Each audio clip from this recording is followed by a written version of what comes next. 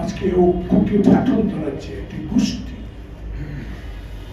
এই ঐক্যের প্রতি অসম্মান জানাচ্ছে নতুন জন্মানো কয়েকটি রাজনৈতিক সংগঠন।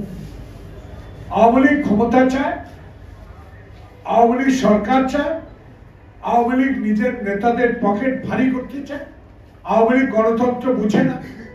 আওয়ামী লীগ বাংলাদেশ স্বাধীনভাবে গণতান্ত্রিকভাবে পরিচালিত হোক, সকল সাংবিধানিক প্রতিষ্ঠানগুলো স্বাধীনভাবে চলুক, আওয়ামী লীগ কখনকার এটা চায় না। আজকে তাই ছাত্র জনতা আমাদের 16.5 বছরের আন্দোলনের পর এই ইউনিট সরকার, এই টেরিয়াম সরকার, এই টেরিয়াম গভর্নমেন্ট, আমরা আশা করেছিলাম বাংলাদেশের সকল দল যারা আমরা আন্দোলন সংগ্রাম করে দেশে মানুষকে শান্তিতে রাখার জন্য, নির্বাচনের জন্য আত্মহতি দিয়েছিলেন মুগ্ধ মহানারা, সেই রক্তের প্রতি সম্মান জানিয়ে আমরা আবার জুলাই আগস্টের মতো আরেকটু ঐক্য সৃষ্টি করে বাংলাদেশে একটি নির্বাচনের পথে এগিয়ে যাবে। আজকে ঐক্যকে ফাটল ধরাচ্ছে একটি গোষ্ঠী। এই ঐক্যের প্রতি অসম্মান জানাচ্ছে নতুন জন্মানো কয়েকটি রাজনৈতিক সংগঠন। আমি একজন রাজনৈতিক কর্মী, আমি মুক্তিযুদ্ধে অংশগ্রহণকারী একজন কর্মী। আমার বুকে বড় ব্যথা, বড় কষ্ট। গতকালকে নতুন দলের আহ্বায়ক,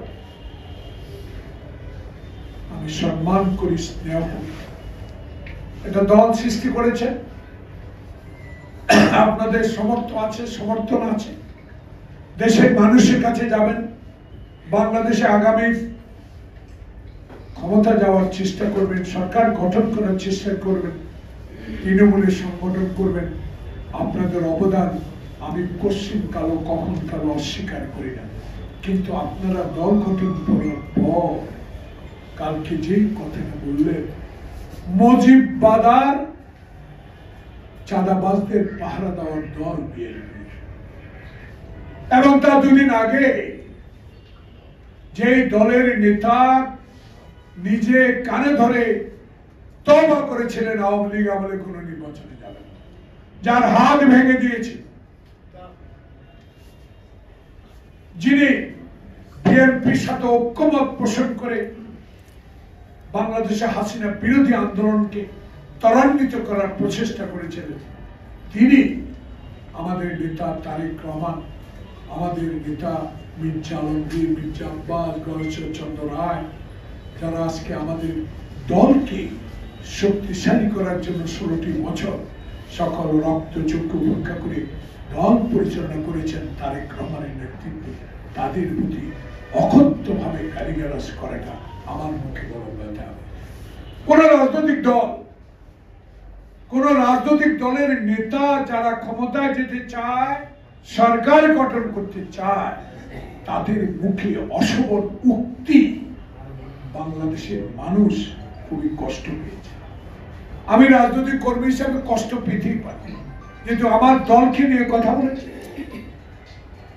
আমার দলের নেতাকে নিয়ে কথা বলেছে, যে দলের নেতা তারেক রহমান আকাশ চুম্বী জনপ্রিয়তা নিয়ে 16 বছর বিদেশে থেকেও বাংলাদেশের জাতীয়তাবাদী শক্তিকে, সকল গণতান্ত্রিক দলকে ঐক্য করে হাসিনার বিরুদ্ধে আন্দোলনে শক্তি জুগিয়েছে, তার বিরুদ্ধে অশোভন উক্তি বাংলাদেশের মানুষ কষ্ট পেয়েছে। আজকের এই সংবাদ ফোরাম এবং সারা বাংলাদেশে যে অগ্নি পরীক্ষা আমাদের সামনে আসছে, আমরা তার বিরোধিতা করে যাচ্ছি, আমরা সমালোচনা করে যাচ্ছি, প্রতিবাদ করে যাচ্ছি। অনুগ্রহ করে অনুরোধ করব, যারা এসব অসভ্য ভাষায়, অরাজনৈতিক ভাষায় একটা বৃহত্তম রাজনৈতিক দলের নেতাকে নিয়ে প্রশ্ন করেছেন, কথা বলেছেন, নিজেরা ক্ষমা চেয়ে প্রত্যাহার করেন। মাত্র শুরু হয়েছে।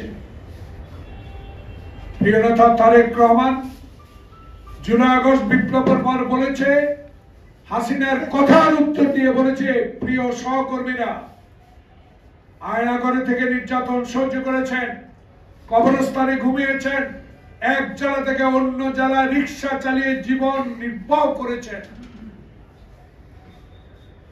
আপনাদের কাছে আমার অনুরোধ থাকবে, একটি সুষ্ঠু নির্বাচনের জন্য দেশের সাংবিধানিক প্রতিশ্রুতিগুলো যারা ধ্বংস করেছে তাকে পুনর্বহাল করার জন্য বাংলাদেশে একটি নির্বাচনের প্রয়োজন। সেই নির্বাচনের জন্য সকলের গ্রহণযোগ্য ব্যক্তিকে আমরা এই আসনে বসিয়েছি।